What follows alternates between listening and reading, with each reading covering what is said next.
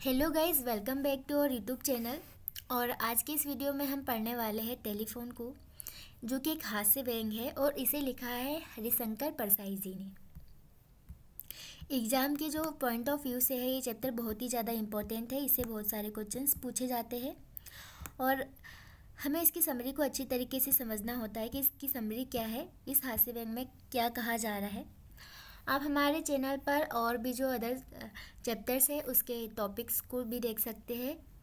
और अगर आपको कोई चैप्टर है जिसके नोट्स चाहिए आप कमेंट सेक्शन में बता सकते हैं। हम इसे शुरू करते हैं। सबसे पहले हम हरिशंकर परसाई जी के बारे में थोड़ा जान लेते हैं।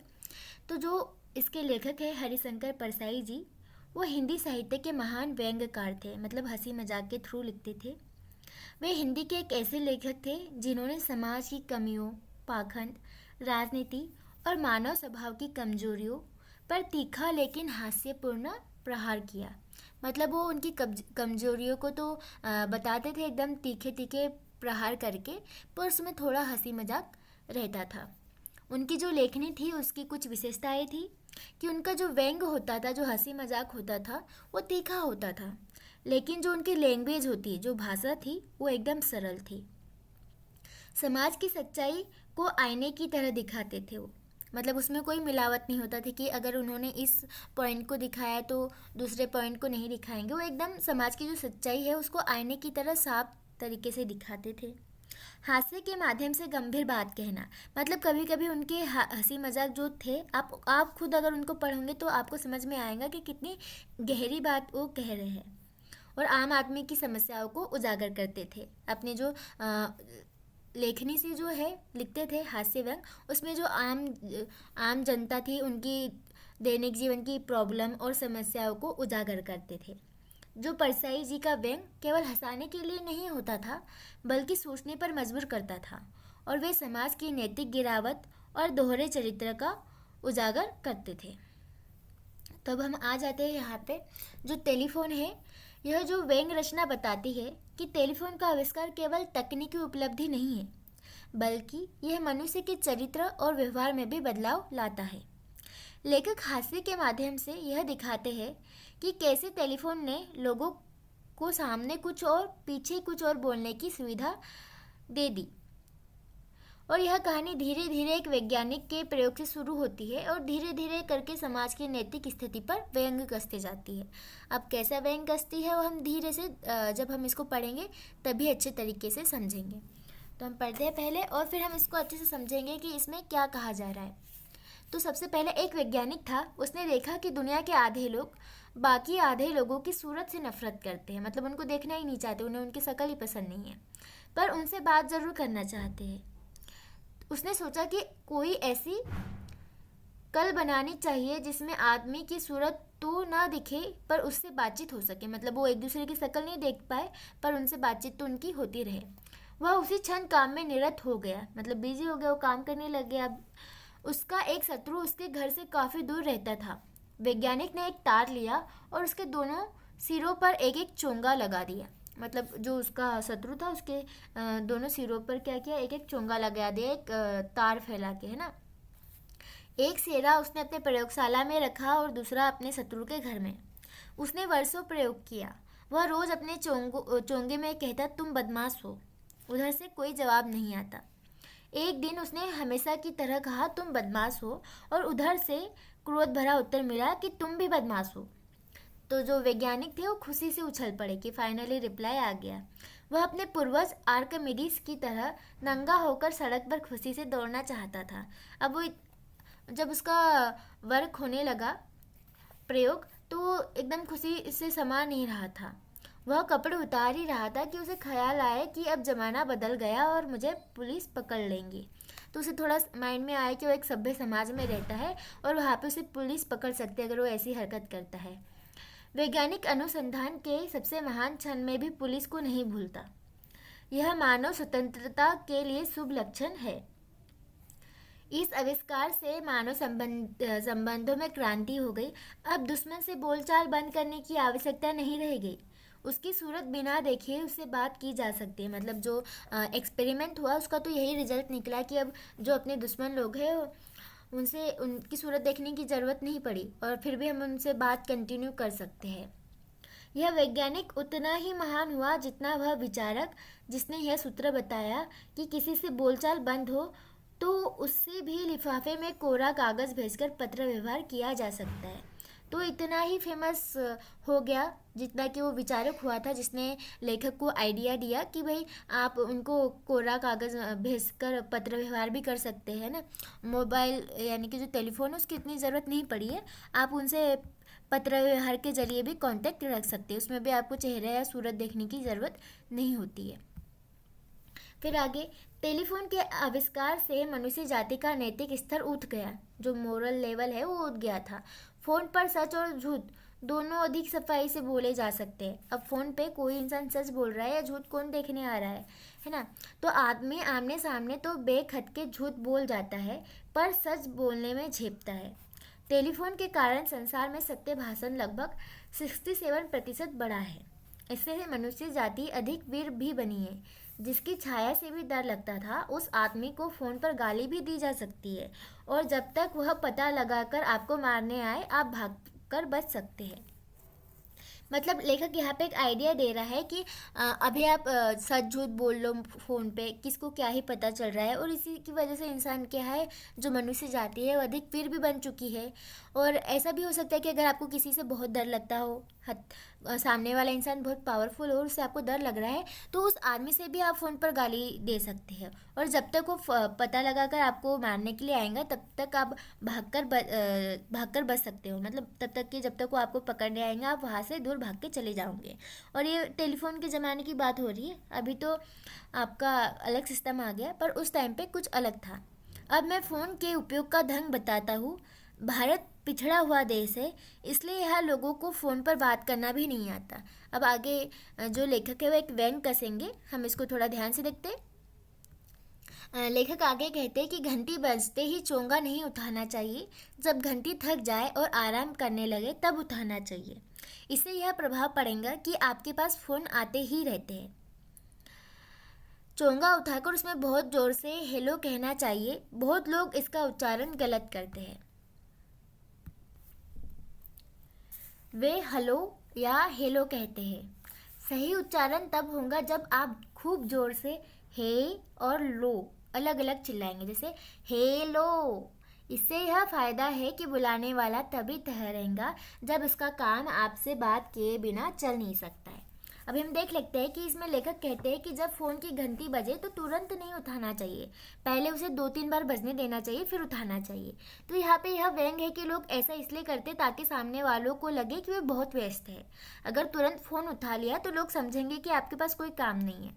तो लेखक इस मानसिकता पर कटाक्ष कर रहे हैं कि हम सच्चे नहीं रहना चाहते, बल्कि दिखावा करना चाहते हैं। अब फ़ोन जैसी मामूली चीज़ उठाने में भी हम अपनी महत्ता जताने की कोशिश करते हैं कि भाई हम कितने बिजी हैं, हमें कितने सारे काम होते हैं।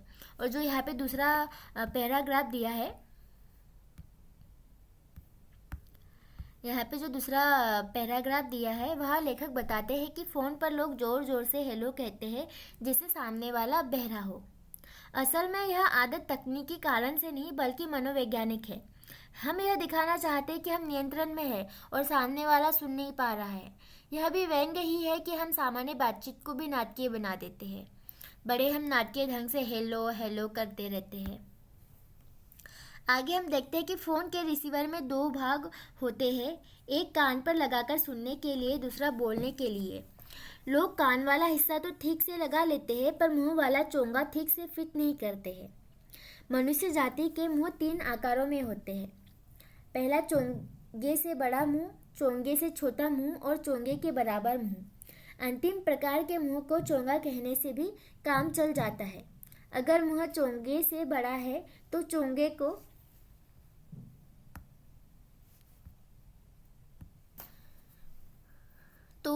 को मुंह में भर लेना चाहिए। अगर चोंगे से छोटा है तो मुंह को चोंगे में घुसेड़ देना चाहिए। अगर दोनों बराबर है तो चोंगे को मुंह पर बिल्कुल फिट कर देना चाहिए। और ध्यान रखना चाहिए कि आपसे बात करने वाला काफ़ी दूर बैठा है, इसलिए चोंगे में मुंह डालकर खूब जोर से बोलना चाहिए। हमारे बाबा तो एक दिन बात करते करते चोंगे को चबाने लगे थे, जिससे उनके दांत तक उखड़ गए थे। तो लेखक यहाँ पर एक हास्य व्यंग कर रहे। उसके बाद, पुरुष और स्त्री से बात करने के ढंग अलग अलग होते हैं।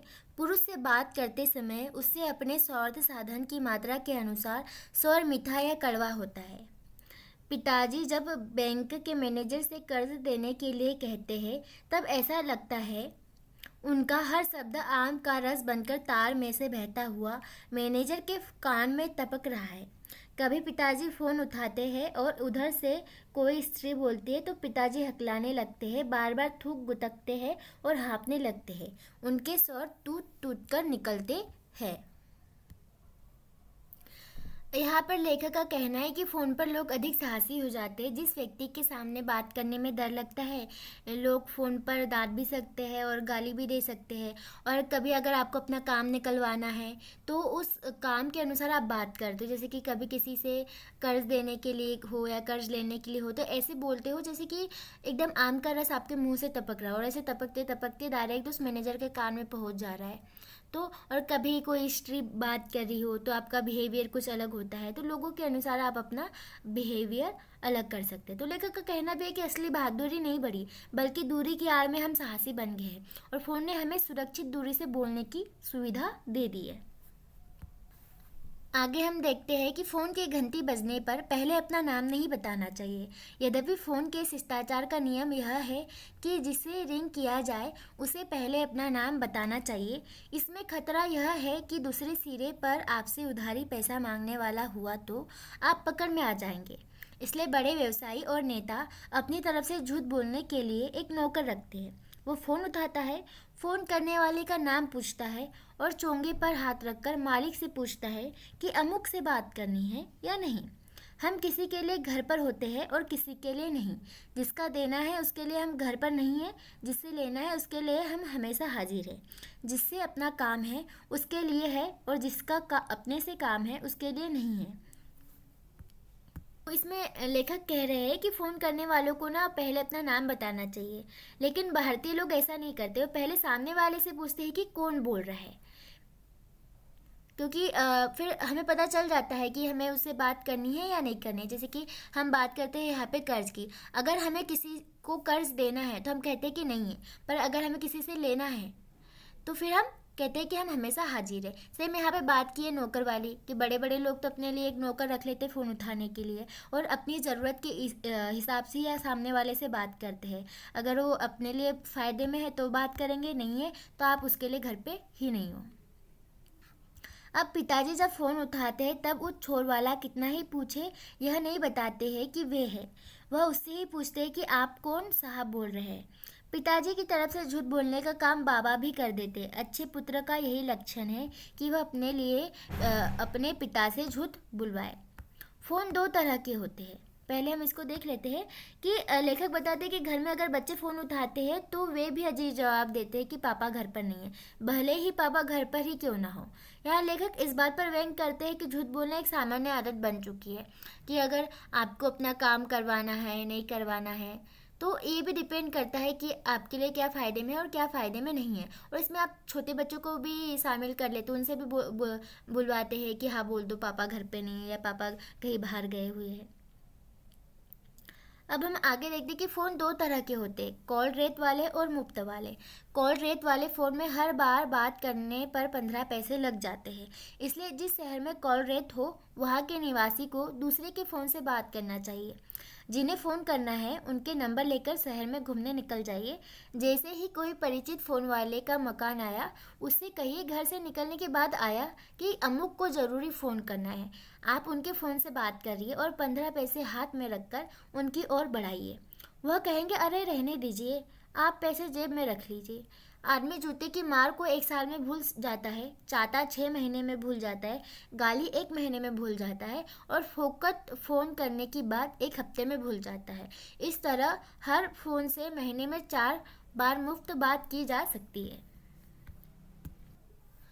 अब यहाँ पे लेखक बताते हैं कि फ़ोन दो प्रकार के होते हैं।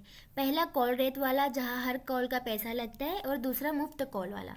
जहाँ पैसे लगते हैं वहाँ लोग सोच समझ कर बात करते हैं, लेकिन जहाँ पैसे नहीं लगते वहाँ लोग घंटों बात करते रहते हैं। लेखक व्यंग करते हैं कि लोग चालाकी भी करते हैं, फ़ोन मिलाते हैं, एक दो शब्द बोलते हैं, फिर 15 पैसे हाथ में रखकर उंगली अड़ा देते हैं ताकि कॉल जोड़ी न मानी जाए और पैसा बचाए। ये तो दूसरा तरीका है जो लोग करते हैं। और यहाँ पर लेखक ने एक रास्ता बताया है कि आप जिस शहर में कॉल रेट हो, है ना, और बात करनी है, वहाँ पे कोई आपका जान पहचान वाला हो, वहाँ पे चले जाओ और फिर बोलो कि हाँ एक ज़रूरी कॉल करना था, और जैसे ही ज़रूरी कॉल है कर लो, और फिर 15 पैसे दो देने के लिए उनके, और एक करोड़ जैसे ही कहेंगे कि अरे रहने दीजिए तो तुरंत पैसे जेब में रख लेना। तो फिर आगे वो कहते हैं कि हाँ आदमी जूते की मार को 1 साल में भूल जाता है, और चाहता 6 महीने में भूल जाता है, गाली 1 महीने में भूल जाता है, लेकिन जो फोकट फ़ोन की बात है ना वो 1 हफ्ते में भूल जाता है। कि भाई हम अब फोकट में चीज़ें करने के लिए क्या क्या कर सकते हैं हम लोग, है ना। अब है कि जहाँ कॉल का पैसा नहीं लगता वहाँ तो हमेशा बात करनी चाहिए। पिताजी जब काम करते करते ऊब जाते हैं तब किसी को भी फ़ोन करने लगते हैं, क्या समाचार है कहकर वह तकिए पर लुढ़क जाते हैं। थोड़ी देर बाद कहते और क्या समाचार है, और टांगे फैला लेते हैं। थोड़ी देर बाद फिर कहते और क्या समाचार है, और चित्त लेकर आंखें बंद कर लेते हैं। लेते लेते रिसीवर कान से चिपकाए वह 1-2 बार कहते और क्या समाचार है। उनकी ऊब चली जाती है और वह रिसीवर रखकर एकदम ताज़ा होकर फिर काम करने लग जाते हैं। तो मतलब जब कॉल का पैसा नहीं लगता है ना तब लोग क्या समाचार है बार बार पूछते रहते हैं, और बताओ और बताओ और बताओ क्या चल रहा है और बताओ, ऐसे ही करते रहते हैं। मतलब ये तो अपना वर्जन हो गया, उनका था कि क्या समाचार है। वे रिसीवर कान से चिपका कर ले जाते हैं और अंगड़ाई लेते हैं, आलस करते हैं और बस एक ही वाक्य को बार बार दोहराते रहते हैं। और फिर यहाँ पे समझ में आता है कि कैसे लोग अपनी मुफ्त की सुविधाओं का दुरुपयोग करते रहते हैं। मतलब उनके पास मुफ्त का है तो बार बार यही करते रहते हैं, और कॉल रेट ना होने का हम पूरा फ़ायदा उठाते हैं, खूब बातें करते हैं। छुट्टी के दिन तो हम लोग दिन भर बातें करते हैं। बेटी अपनी सहेलियों से घंटे बातें करती है, बहन अपनी सखियों से बातें करती है। हम अपने कुत्ते की बात चोपड़ा साहब के कुत्ते से भी कराते हैं। चोपड़ा साहब का लड़का टोनी मेरा दोस्त है, वह अपने कुत्ते के मुंह पर रिसीवर लगा देता है और हम अपने कुत्ते के मुंह पर। फिर हम अपने कुत्ते को चिढ़ाते हैं तो वह भौंकता है, जिसे सुनकर चोपड़ा साहब का कुत्ता भी भौंकता है, और इस तरह कुत्तों के जवाब सवाल चलते हैं और हमें बड़ा मज़ा आता है। तो जैसे कि स्टार्टिंग में लेखक ने बताया कि छुट्टी के दिन लोग दिन भर बातें करते रहते, बेटी अपनी सहेलियों से, पत्नी अपनी सखियों से घंटों बातें करती रहती है। और फिर यहीं पे वो गपशप संस्कृति दिख रही है कि बस फ़ोन लगा लिया और इधर उधर की बातें कर रहे हैं। फिर और जो सबसे अधिक हास्यपूर्ण चीज़ है कि लेखक कहते हैं कि वे अपने कुत्ते की बात चोपड़ा साहब के कुत्ते से भी कराते हैं। वे रिसीवर अपने कुत्ते के मुंह पर लगा देते हैं और उनका जो दोस्त है टोनी वो अपने कुत्ते के मुंह पर रिसीवर लगा देते हैं, और दोनों कुत्ते भौंकते हैं और ऐसी उनकी बातचीत होती है। तो ये जो दृश्य है वो एकदम हास्यास्पद है, लेकिन लेखक यह दिखाना चाहते हैं कि कई बार हमारी बातचीत का स्तर भी कुत्तों की भौंक जैसे ही निरर्थक हो जाता है।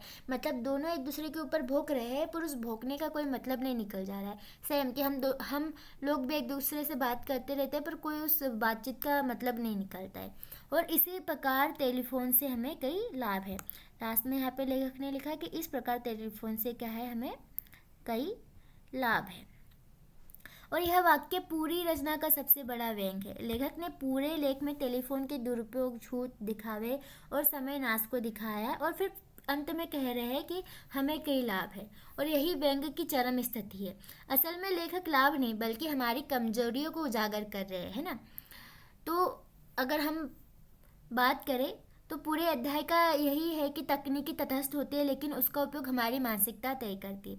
टेलीफोन ने तो दूरी मिटाई पर साथ ही चरित्र की कमजोरियां भी उजागर कर दी, और यही हरिशंकर परसाई जी की लिखने की ताकत है कि वे हंसाते हैं पर फिर सोचने पर मजबूर कर देते हैं। तो आई होप गाइस कि आपको ये चैप्टर पूरा अच्छे से समझ में आया होगा। टेलीफोन जो कि हरिशंकर परसाई ने लिखा था, हमने इसको बहुत अच्छे तरीके से समझने और ये करने की कोशिश की है। आपको अदर जो चैप्टर्स है आपके जैसे कि बुद्ध की करुणा, बड़े घर की बेटी, एक गधे की वापसी या बस्तर में बाघ, और भी जो चैप्टर्स है, अगर आपको उसके नोट्स चाहिए, उसकी समरी चाहिए, तो आप मेरे चैनल पर विजिट कर सकते हैं। और लाइक और सब्सक्राइब करना मत भूलिएगा। और अगर आपको नोट्स चाहिए तो आप कमेंट सेक्शन में बताइए। और thank you so much guys for watching this video.